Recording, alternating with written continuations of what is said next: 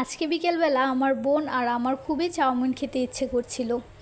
দৌড়ে কিচেনে গিয়েছি নুডলস খোঁজার জন্য, বাট আফসোস কোনো নুডলসই খুঁজে পেলাম না।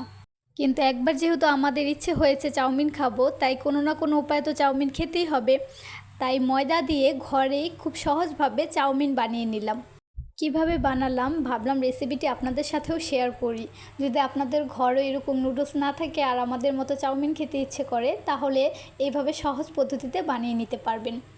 এই চাউমিনটি বানানোর জন্য আমাদের প্রথমেই লাগবে 1 কাপ ময়দা, আর লাগবে দোকানের ইনস্ট্যান্ট ম্যাজিক মশলা, আর সামান্য একটু মরিচের গুঁড়া, আর স্বাদ মতো লবণ দিয়ে নর্মাল পানি দিয়ে একটা শক্ত ডো তৈরি করে নিতে হবে। এবার গোল শেপ করে একটা রুটি বেলে নিতে হবে। তারপর একটা ছুরির মাধ্যমে রুটিগুলোকে লম্বা লম্বাভাবে কেটে নিব। এভাবে লম্বা লম্বা করে কাটতে যেহেতু একটু সময় লাগে, তাই রুটিটাকে একটু ফোল্ড করে তারপর কেটে নিলে কাজটা খুব তাড়াতাড়ি করা যায়।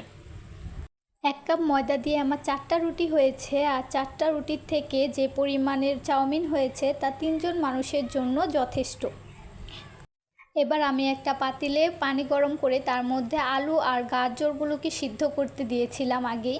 এবার এর মধ্যে আমি চাউমিনগুলোকেও সিদ্ধ করে নেব।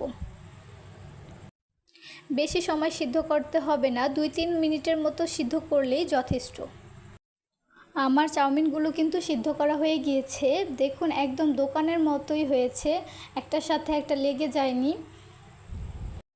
আর ম্যাজিক মশলা আর সামান্য মরিচের গুঁড়া দেওয়ার কারণে এটার মধ্যে কিন্তু একটা ফ্লেভার চলে এসেছে। এবার আমি একটা কড়াইয়ে তেল গরম করে তার মধ্যে একটা ডিম ভেজে নেব। এরপর এর মধ্যে স্বাদ মতো মরিচের গুঁড়া, লবণ, টমেটো সস, সামান্য একটু সয়া সস আর ম্যাজিক মশলা দিয়ে খুব ভালোভাবে কষিয়ে নিব। আর অ্যাড করব টমেটো। যখন মশলাগুলো ভালোভাবে কষানো হয়ে যাবে, তখন আমি এর মধ্যে সবজি আর নুডলসগুলো দিয়ে দিব। এটা খেতে কিন্তু একদম দোকানের চাউমিনের মতো হয়েছিল। আমার আম্মু, আমি আর আমার ছোট বোন কিন্তু অনেক মজা করে খেয়েছি।